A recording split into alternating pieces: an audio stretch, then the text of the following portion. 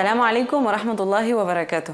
Dice el profeta Mohammed, la paz y las bendiciones de Allah sean con él, propagad el saludo entre vosotros. El saludo y la paz en árabe son sinónimos. Así pues, la paz y las bendiciones de Dios estén con todos vosotros. Os doy la bienvenida en nuestro primer programa de En Femenino. Mi nombre es Laila Ratab y os acompañaré a través de este espacio televisivo que hemos llamado En Femenino. La razón de ser de este programa es la de acercar a los espectadores la realidad de la mujer musulmana a través de los diferentes ámbitos de la vida. Contaremos con mujeres destacadas de ámbitos tales como la interculturalidad, el conocimiento científico y el espiritual, la participación política y social y aspectos tan importantes en la actualidad como son la economía, la juventud, la familia o los medios de comunicación. Conoceremos la visión femenina de todos estos aspectos de la vida, en forma de entrevistas, biografías de personajes femeninos históricos que hayan destacado e historias que nos acercarán a mujeres de nuestro entorno. Dice Allah en el Sagrado Corán: voy a establecer un regente en la tierra. Ese regente es el género humano y por lo tanto la mujer está implícita en él. La mujer, hombro a hombro con su hermano igual, tal como nos describe nuestro amado profeta Mohammed, trabaja como regente para tejer una sociedad justa, igualitaria y de bienestar para todos. La temática desde la que proyectamos a la mujer musulmana en el programa de hoy es el de su papel en el desarrollo del pensamiento islámico, tanto en el pasado como en la actualidad. En el programa de En Femenino de hoy, disfrutaremos de la biografía de una de las personalidades femeninas más destacables de la historia del Islam, Aisha bint Abu Bakr. Entrevistaremos a una mujer importante en el panorama intelectual de nuestros tiempos, la periodista y escritora Nawal Sibay. Esta entrevista nos acercará en profundidad a la realidad del papel de la mujer en la creación de pensamiento islámico. Charlaremos con una mujer joven, a la que también inquieta el tema del programa de hoy. En nuestra sección de reportajes, Saleha Halcón es nuestra protagonista. Comenzamos en Femenino. Recorrer la historia del papel de las musulmanas en el conocimiento islámico reconoce rápidamente al personaje femenino histórico al que hemos dedicado el primer programa de En Femenino. Estamos hablando de Aisha bint Abu Bakr. Allah esté complacido con ella.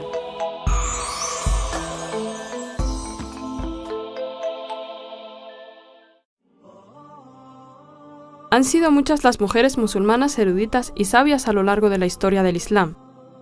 Aisha, hija de Abu Bakr, fue una de las primeras y la más importante, por todo lo que aprendieron de ella tanto hombres como mujeres, pero también por lo que aportó al pensamiento islámico justo cuando éste comenzaba a forjarse. Tras Aisha, muchas tomaron el testigo del conocimiento y no dejaron de sucederse mujeres sabias, poetisas, médicos, calígrafas y un largo etcétera. Aisha fue esposa del profeta, la más popular de ellas. Nació en el año 612 después de Cristo, 9 años antes de la hijra a Medina. Abrió sus ojos en un hogar musulmán y no conoció otra fe que la de la entrega a Dios. De entre sus apodos era la sincera, por su padre Abu Bakr, apodado al-Siddiq. El profeta dio fe de sus virtudes, lo que la destacó del resto de mujeres. Era la persona que más amaba. En una ocasión, incluso el arcángel Gabriel la saludó explícitamente, y el mensajero de Alá se lo transmitió. Tal fue su estatus que fue razón de revelación de ciertos versículos del Corán que perduran hasta nuestros días. A pesar de su juventud, o quizás por ello mismo, acumuló mucho conocimiento. Fue una mujer sagaz y hábil. Se convirtió en la mujer que más hadices y referencias transmitió del profeta. No existió mujer más sabia del Islam.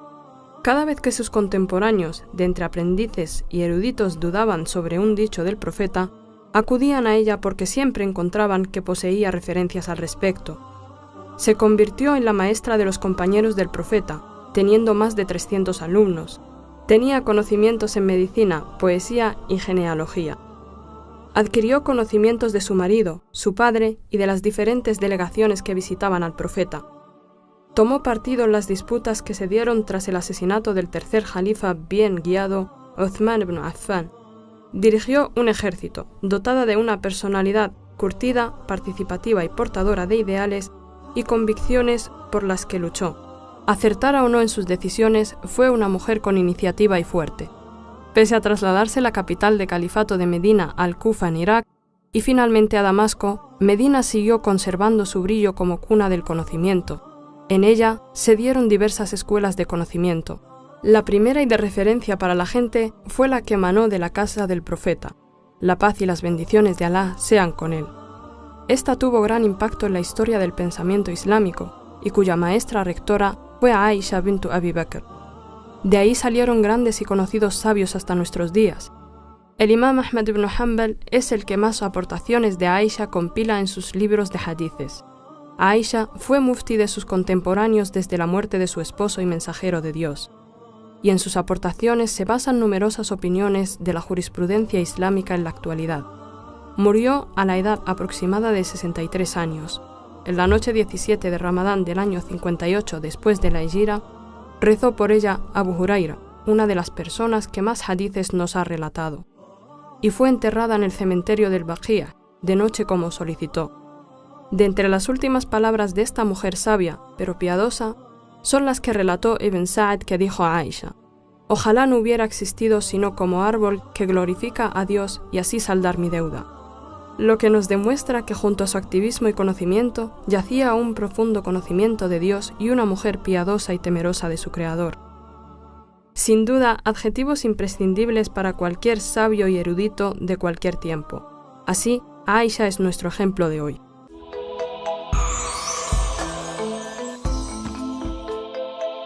Para profundizar en el tema sobre la aportación de la mujer en el desarrollo de las ciencias islámicas y del pensamiento islámico, contamos hoy con una invitada de lujo.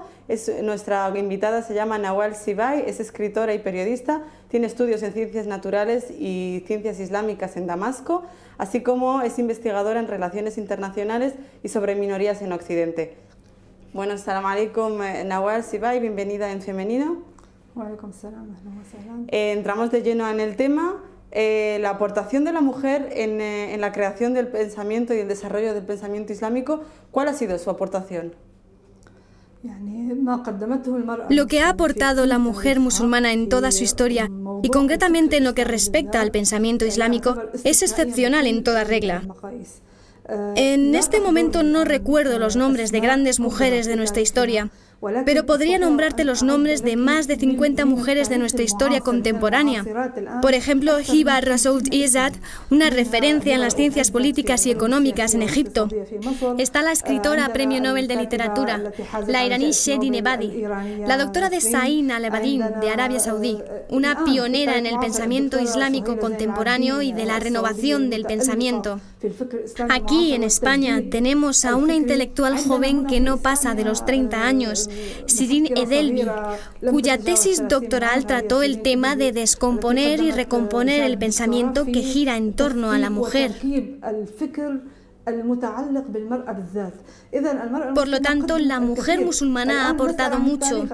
Ahora nos preguntamos por la historia, y nosotros sabemos que la historia la han escrito los hombres. No soy feminista para nada, pero sé que la historia la han escrito los sultanes, los tiranos, y esto es algo característico de toda la historia humana, y no es exclusivo de la historia árabe o islámica. En todo el mundo no se ha destacado el papel de la mujer como debe, excepto en la época islámica.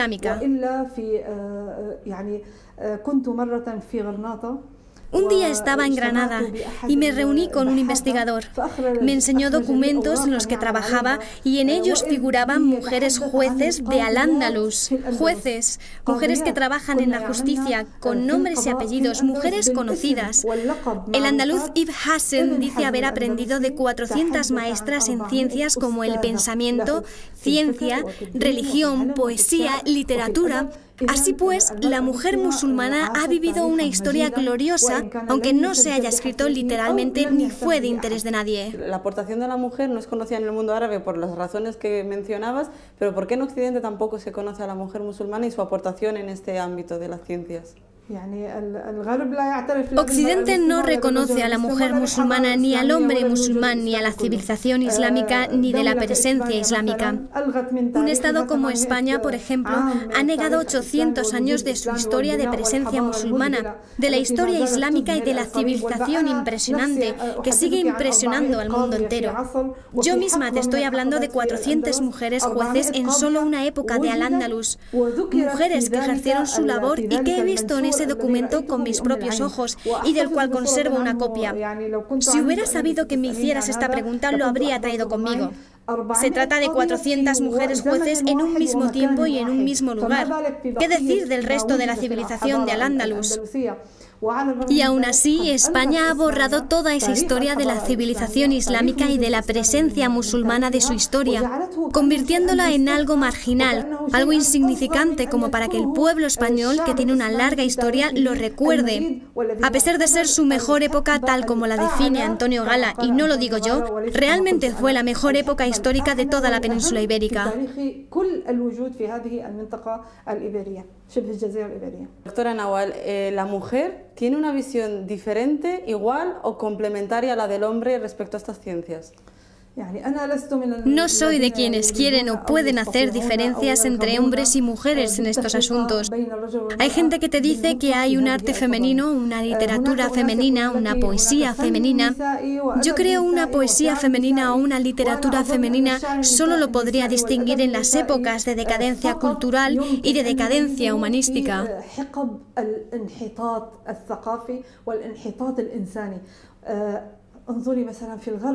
Mira, por ejemplo, a Occidente, a Estados Unidos, también en Rusia.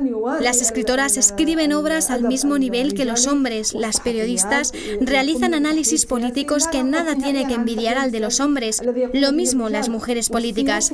Mira a Angela Merkel, por ejemplo, que es una líder mundial y que dirige a la Unión Europea, mostrando mucha capacidad y tenacidad por encima de muchos dirigentes de la misma Unión Europea.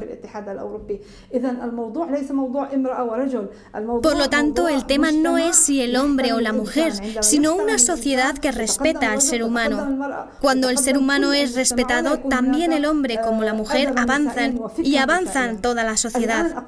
Cuando es así, no encontramos literatura femenina o pensamiento femenino. Ahora bien, te digo que siempre habrá un rol especial que juega la mujer como madre, rol que nadie puede sustituir, ni siquiera los hombres. Y aquí vuelvo a insistir sobre las épocas de decadencia. Si estudias la literatura, el pensamiento y la poesía universales, encontrarás que los hombres describen los sentimientos de maternidad y de la infancia con una elocuencia que supera la de las propias mujeres. Por lo tanto, la cuestión es una cuestión humana. ¿Cuál es la diferencia entre el pensamiento islámico y las ciencias islámicas, o como lo que se dice como Sharia? ¿Y cuál es más importante para el desarrollo de las sociedades? Esta es una pregunta importantísima y excelente. Las ciencias legales son la enseñanza que toda religión trae a sus seguidores para que las apliquen. Y nosotros, como sabemos, en el Islam tenemos 4 pilares fundamentales que son la doctrina de fe, los actos de adoración, la ética y el trato con los demás. Estos pilares son ciencias. Desgraciadamente, el mundo islámico y árabe han dejado de prestar atención a la ética y al trato y solo se interesan por la doctrina de fe y los actos de adoración. Ni siquiera toda la doctrina o toda la adoración, sino únicamente una parte aparente de las mismas. Nosotros en la actualidad vivimos un regreso al daidismo, que entre paréntesis, si Ibn Hasan levantara la cabeza y viera cómo es utilizada su metodología, se suicidaría y renegaría de ella. Hoy día estamos muy necesitados de devolverles la vida a las bases fundamentales de todas estas ciencias y respetarlas a todas por igual. En cuanto a su relación con el pensamiento, pues es el pensamiento que lleva estas enseñanzas al espíritu de la época en que vivimos. Es el pensamiento el que le devuelve la vida a estas ciencias cuando mueren. El pensamiento es el que le da su espíritu divino a estas enseñanzas para que sean normas de referencia para el comportamiento del ser humano en cualquier sociedad. Sin el pensamiento estancado es el que lleva a la parálisis y a la muerte de las enseñanzas del Islam. Y así se reducen las enseñanzas del Islam meramente a ponerse el velo, llevar ropas largas, dejarse la barba. El Islam no es solo esto. Esto no es más que algo muy pequeño y simple en el Islam, pero sin lugar a dudas no es el Islam. Es el pensamiento el que nos enseña que la ética es tan importante como los actos de adoración y que el trato a los demás es tan importante como la fe misma. Si miramos al mensajero de Dios, la paz y las bendiciones sean con él, dice: por Dios que no es creyente, por Dios que no es creyente. Le preguntaron: ¿quién es este que no es creyente? Respondió: aquel del que su vecino no está a salvo de sus molestias. Entonces hay una clara relación entre la fe y la acción y los modales. Por lo tanto, es el pensador el que devuelve la vida a esta relación en esta sociedad o en aquella. Y volviendo al tema de la mujer o a la feminidad a la hora de hacer cosas, tú comentabas que en realidad no había una manera de hacer femenina, sino que es el contenido que hombres y mujeres pueden expresar lo mismo. Pero a nivel de movimientos islámicos, ¿crees que son necesarios los movimientos femeninos islámicos para defender a la mujer desde dentro del Islam o crees que no debería ser así? Desde hace mucho tiempo, desde que estudiaba en la universidad, he estado en contra de dividir la universidad en universidades masculinas y otras femeninas, porque el Islam fue revelado para el ser humano. Cuando tenía 23 o 24 años, fui invitada por un sabio musulmán eminente y me dijo que querían fundar una rama femenina de un movimiento islámico y rechacé la idea.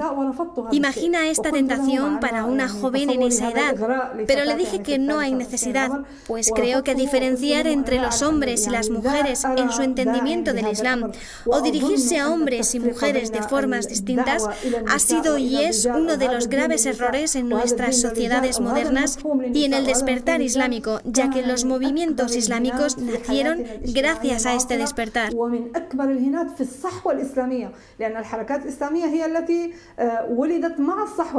Esta diferenciación ha generado una gran debilidad en el desempeño del ser humano de su papel en la sociedad. No hay duda de que hay importantes diferencias entre el hombre y la mujer, como hombre y como mujer, pero tampoco hay duda de que son un mismo ser humano. Tal es así que el Creador creó a la mujer de la misma masa de la que creó al hombre. Mucha gente de muchas religiones se pregunta por qué se ha creado a la mujer de la costilla de Adán y no del barro del que fue creado Adán. Fue así para que no hubiera ninguna diferencia en su humanidad. Por esta razón fueron creados de la misma masa. Como estudiosa de las ciencias naturales, en este hecho hay un milagro, puesto que de los genomas YY derivó XY. Así vemos que de la misma masa creó a su pareja. Los arraigados en el conocimiento y en las ciencias naturales saben de la importancia de este hecho. A la mujer musulmana se le presentan numerosos retos, sobre todo aquí en Occidente y ya no solo en Occidente, tales como la laicidad, vivir el Islam en una sociedad laica, la modernidad o diferentes problemas. ¿Cuál cree que debe ser la actitud de la mujer musulmana ante estos retos? Entendemos mal lo que significa en una sociedad islámica, minoría islámica o comunidades islámicas. Cuando me preguntaste sobre las pensadoras, me acordé del nombre de una de ellas. Se trata de Nawal Saadawi. Muchos la ven como enemiga del Islam y de los musulmanes. No obstante, yo creo que es una gran pensadora islámica, puesto que ha nacido en una sociedad musulmana, nació en una familia musulmana y nunca se salió del discurso coránico y lingüístico del Islam. El Islam no es solo una religión, sino que es también civilización, pensamiento. Ofrece los fundamentos para el desarrollo de la persona humana. Todo aquel que vive en la civilización islámica necesariamente porta la cultura islámica. Necesariamente, aunque no se sea un musulmán. Por este motivo, la pregunta que me haces es muy importante y decisivo. Estamos ante grandes retos. Vivimos en un tiempo no digamos de decadencia, sino de revolución. La revolución la vemos ante nosotros. Bouazizi se quemó en Túnez. Se llamó a la oración del alba en Túnez y se oró en Egipto, al tiempo que la gente se preparaba para rezar en Yemen, Libia, Siria y en muchas partes. No hay marcha atrás. La revolución ha empezado. Permíteme decirte que esta revolución no tiene el objetivo de derrocar solo a los regímenes políticos opresores y podridos, sino más bien para acabar con las estructuras culturales y de pensamiento de toda la religión, es decir, cambiar todo el sistema de vida social y humana. Los retos son enormes y el más importante de estos retos es la posición y el papel de la mujer musulmana. Estamos acostumbrados a que en el mundo árabe se defina la injusticia únicamente en su sentido político y este es un error muy grave. Hay injusticia social y humana que se ejerce en las casas, en los colegios, en los foros e incluso en las mezquitas y en las iglesias. Las mismas metodologías en la educación, la enseñanza enseñanza. El ser humano que se atreve a pegar a su hijo o a su esposa no solo pega a quienes Alá ha puesto bajo su autoridad, sino que está maltratando a un ser humano y le enseña a someterse. Le enseña cómo someterse al poder político que está fuera del hogar, del colegio, fuera de la mezquita. Es ahí donde se siembra la tiranía.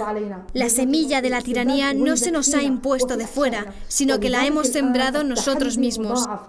Y por eso, precisamente, el reto es doble. Esta revolución ha hecho que las cosas vuelvan a su cauce. La revolución acaba de empezar. Estamos dando el primer paso y desde el primer momento hemos visto a las mujeres junto a los hombres en la plaza de Tahrir, en Egipto, en Túnez, en Siria y en todas partes.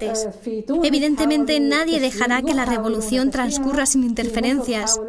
Vimos en Túnez cómo se intentó desfigurar. En Egipto se intentó contener y apropiarse de ella. En Yemen se intentó tragar. En Libia se intentó desviar. Y en Siria actualmente se está degollando y despellejando. El número de muertos y de las mujeres mártires es casi igual que al de los hombres. Hay mujeres mártires de 90 años, de 70, abuelas, nietas. Por lo tanto, la lucha de la mujer, como has dicho, es muy importante y hace frente a retos muy grandes. La mujer tiene que hacer un doble esfuerzo para cumplir con su papel como persona, como mujer y como musulmana. Y usted, doctora Nawal, como mujer forjada y con personalidad y con conocimiento, ¿cuáles cree que son las bases para forjar una personalidad femenina capaz de enfrentarse a estos retos y esto enlazarlo con cuál fue el secreto de las compañeras del profeta al tener esa personalidad que las hizo tal como era cuando leemos sus biografías? ¿Cuál es ese secreto de la personalidad sahabi? Permíteme responderte en español porque creo que puedo resumir la respuesta en las siguientes palabras. El secreto, 3 palabras: libertad, dignidad y justicia. Sin libertad no puede existir desarrollo humano. No hay crecimiento humano sin libertad. No digo igualdad, sino justicia.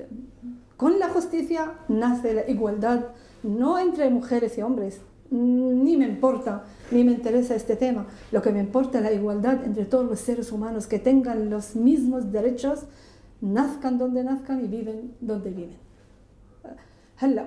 Y la tercera es la dignidad, porque la dignidad otorga la confianza al ser humano en sí mismo. Las compañeras del profeta disfrutaron de la libertad y nosotras no. Las compañeras del profeta disfrutaron de la dignidad y nosotras no. Las compañeras del profeta disfrutaron de una justicia que nosotras ni la hemos conocido. Hoy día, el movimiento islámico, entre paréntesis, reprime todo avance hacia la libertad, hacia la consecución de la dignidad humana y hacia la justicia en la sociedad. El movimiento islámico, sé muy bien lo que digo, soy responsable de ello, y lo digo como pensadora y no como una ideóloga o periodista, impide el pensar libremente. El movimiento islámico sufre las mismas enfermedades que las sociedades donde nació, y esto tiene que cambiar si quieren tener un futuro próspero en esta umma. Así que para ello tiene que abrir las puertas a la libertad de pensamiento y al respeto de la dignidad de las personas. Por cierto, la palabra dignidad me recuerda al famoso dicho: quien me enseña una letra, le seré servidor. Todo el mundo repite este refrán sin pensar. Yo lo he pensado y me dije, stop, quien me haya enseñado una letra no tengo que ser su servidora, sino que a quien me haya enseñado una letra le seré agradecida, le reconoceré su favor y nunca lo olvidaré, pero nunca seré servidora de nadie. Aquí tenemos que pararnos y definir la línea divisoria entre la dignidad humana y la justicia, y entre valores éticos como el respeto, la benevolencia, la obediencia.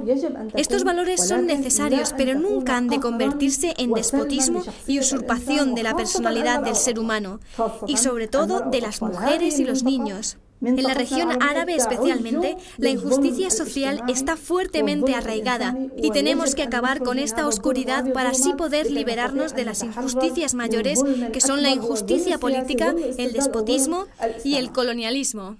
Como activista en defensa de los derechos humanos, ¿cree que la mujer está suficientemente representada en este ámbito, en los derechos humanos? Evidentemente no. La mujer no está representada ni en estos ámbitos ni en los demás, porque ni el hombre está representado en realidad.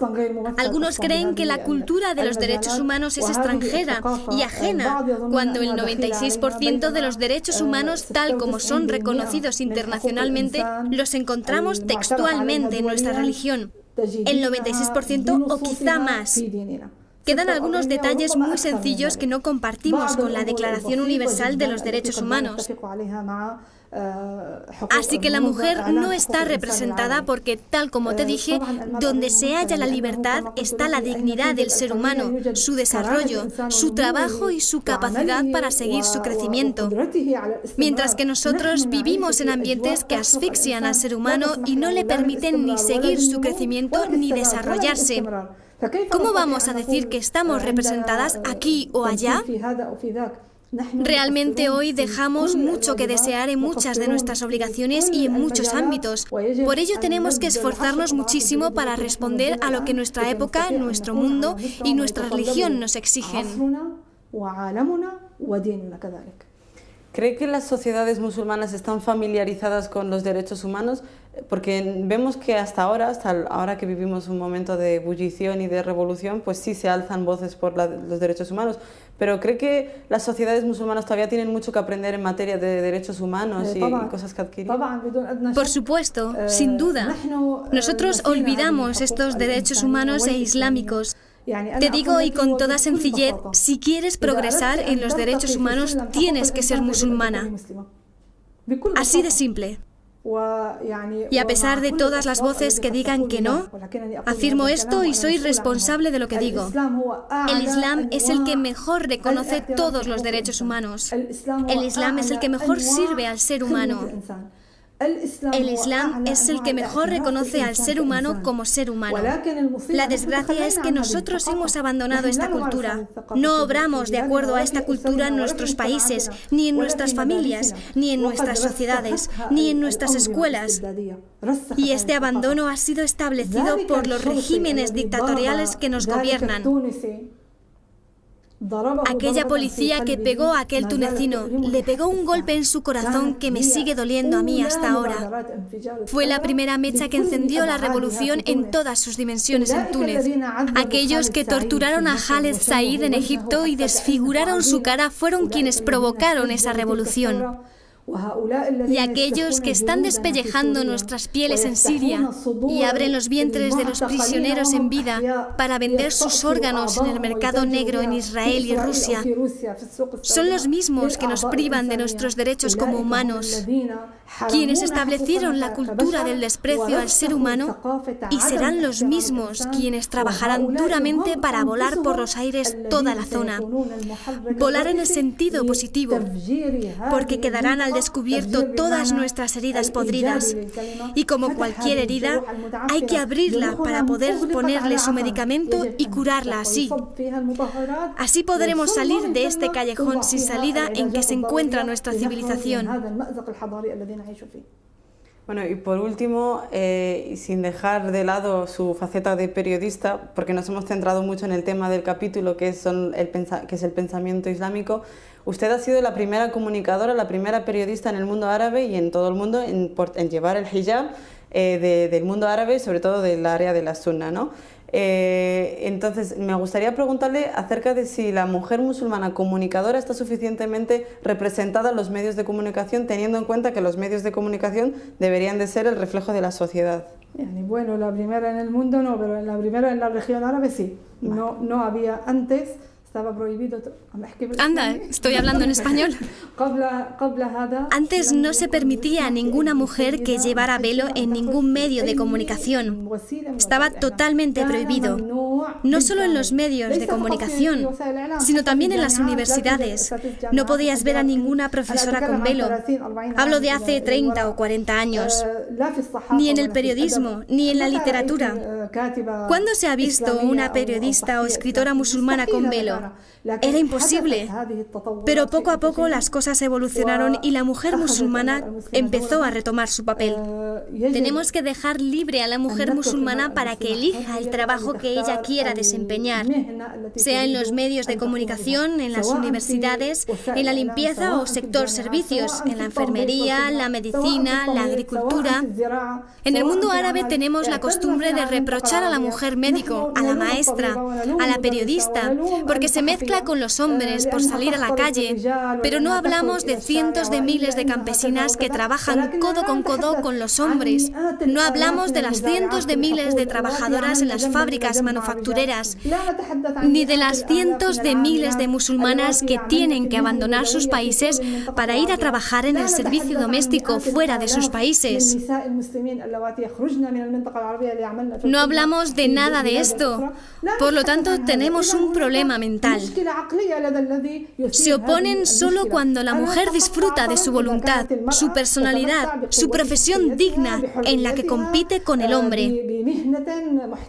Pero cuando se trata de profesiones menos valoradas, no hay problema en que se mueran cientos de miles de mujeres en el desempeño de sus profesiones. Profesiones que la sociedad considera humildes, pero que en realidad son las que hacen posible la existencia de una sociedad. Es verdad que estamos necesitados de mujeres periodistas, pero también de hombres periodistas. Necesitamos a escritoras y también a escritores. Necesitamos a pensadoras y a pensadores. Necesitamos al ser humano que porte el mensaje del Islam tal y como quiere Dios y no como quieren algunos que quieren secuestrar el Islam y quieren meterlo por el ojo de una aguja, reduciéndolo extremadamente para imponer una determinada visión del Islam, visión que en su mayor parte es ajena al Islam mismo. Pues ha sido un gusto escucharle a todas sus contestaciones y espero que seguro que a nuestras espectadoras también les ha gustado y a nuestros espectadores y esperamos verle pronto también, seguir viéndole por aquí, por Córdoba Internacional. Muchas gracias. Nada.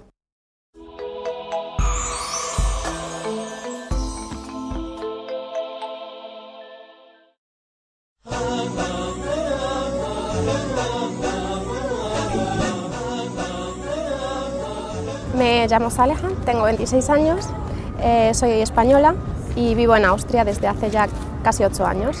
He estudiado ciencias islámicas. Las ciencias islámicas son los estudios que te explican los principios del Islam, las bases del Islam, te explican las fuentes del Islam. Las fuentes del Islam pues, son el Corán y la Sunna, ¿no? Y a partir de ahí se sacan de las principales fuentes lo que es la jurisprudencia también islámica. Vi lo necesario que era que la gente también que vive en Occidente, que empiece también a estudiar por sí mismos también lo que es la religión, porque básicamente lo que hacemos los musulmanes aquí en Occidente es que cogemos todo lo que nos dicen los sabios o los que nos en Oriente, ¿no? Y lo trasladamos aquí, pero aquí tenemos otras condiciones de vida, tenemos es diferente, entonces muchas cosas no se pueden aplicar en Occidente como se hace allí. Tú practicas tu religión, lo practicas bien, pero en el fondo tampoco sabes del porqué de muchas cosas, ¿no? Y al empezar a estudiar te das cuenta de que, subhanallah, cada cosa que hay es lógica, ¿no? Que cada cosa tiene una razón de ser. Cuando estudias, por ejemplo, jurisprudencia y ves las diferentes opiniones de muchos sabios y dices, subhanallah, la puedo aplicar aquí o allí, y vas viendo esa flexibilidad que te da la religión.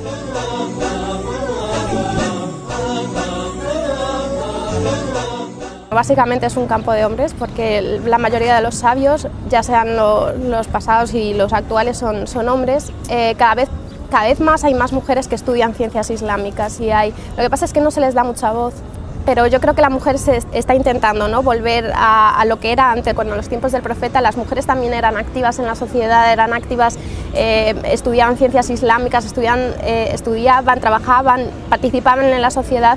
Yo creo que estamos volviendo un poco también a volver a esos tiempos donde la mujer también empieza a activarse y uno de esos campos importantes es las ciencias islámicas, ¿no? El saber por qué y sobre todo porque muchas cosas pues, que afectan a las mujeres, los hombres no saben el por qué. Te dan a lo mejor alguna razón, pero muchas veces dices, es que no es lo que nosotras pensamos o lo que a nosotras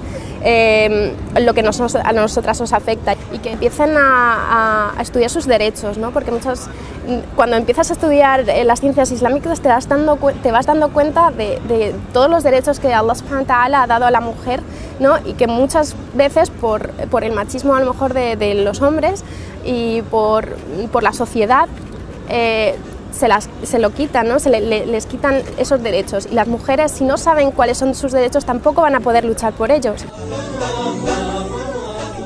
La gente no sabe lo que es el Sharia, porque Sharia en sí, lo que es la palabra, el concepto, no tiene nada que ver con la jurisprudencia, que es lo que suelen traducirlo como la jurisprudencia islámica, que es la Sharia, y la Sharia es el Islam en sí, ¿no? Es la religión, son los principios, es todo lo que enmarca la religión islámica. Y lo único que cuando sale Sharia es eso, que si las leyes islámicas, la jurisprudencia, que como hemos dicho antes, los ejemplos, los típicos ejemplos de cortar la mano, de lapidación, y para nada, o sea, la gente no, que es eso, lo que ve en la tele y es lo que piensa que es, pero no es así, ¿no? Yo he intentado coger a mujeres que me rodean, ¿no? Como ejemplo, gente que influye en mi vida y que ha estado ahí en mi vida, en lo que es en diferentes etapas de mi vida. Por ejemplo, la doctora Nawal Sibai, que también ha participado en este programa, pues influyó bastante en la primera etapa de mi vida antes de irme a Austria, cuando estuve aquí en España. Me parece una mujer luchadora, una mujer que ha luchado por la libertad. Y en Austria también tengo una mujer que también me ha servido mucho de ejemplo, que para mí ahora es mi ejemplo. Se llama Amina Shaker y ella pues es la directora de la Academia para formar a los profesores de religión islámica en los colegios públicos, y es también una mujer muy luchadora, que siempre es madre, tiene 3 hijos y aún así está trabajando para conseguir que el Islam ahora que se enseñe en los colegios públicos, que es básicamente la base ahora de la siguiente generación, que sea un Islam universal, un Islam que lo entiendan los niños y que después puedan transmitirlo después a las siguientes generaciones.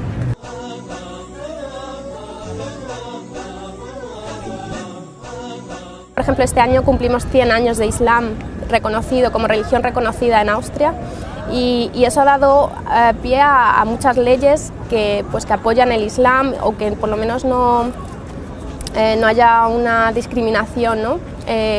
Contra la religión islámica. La comunidad está unida, intenta luchar por lo que les queda de derechos. La Asociación, por ejemplo, de Jóvenes Musulmanes en Austria son muy activos, ya llevan 15 años trabajando por los jóvenes de segunda generación, intentan que vuelvan al Islam, porque muchos de los jóvenes como que han perdido su identidad y están intentando volver a su identidad islámica, pero al mismo tiempo sin perder esa identidad austriaca que ellos tienen, ¿no? Lo que un poco yo creo que es lo que en general se busca ahora en Europa, ¿no? También en España estamos buscando que los jóvenes también intenten ser musulmanes, pero al mismo tiempo sin perder esa identidad de que hemos nacido en España, tener nuestra cultura es española y al mismo tiempo, pero somos musulmanes y estamos orgullosos de ellos, intentar trabajar por nuestra comunidad y dar todo lo que nosotros podemos.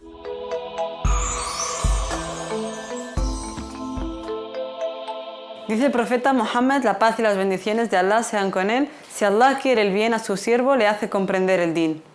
Concluimos este programa que ha tratado sobre la participación de la mujer en la creación de conocimiento y pensamiento islámico con un versículo del noble Corán que dice: los hombres obtendrán una recompensa conforme a sus méritos y las mujeres obtendrán una recompensa conforme a los suyos. Esto es, que la mujer musulmana tiene una responsabilidad como regente en esta vida, a la que deberá responder. Dios ha depositado en ella cualidades nobles y beneficiosas de las que no debe privar a la sociedad. El ámbito que hoy hemos tocado rige muchos aspectos de la vida y del pensamiento, con lo que la mujer debe sin duda estar presente. Espero hayan disfrutado de este programa. Les esperamos la próxima semana con otro tema de En Femenino.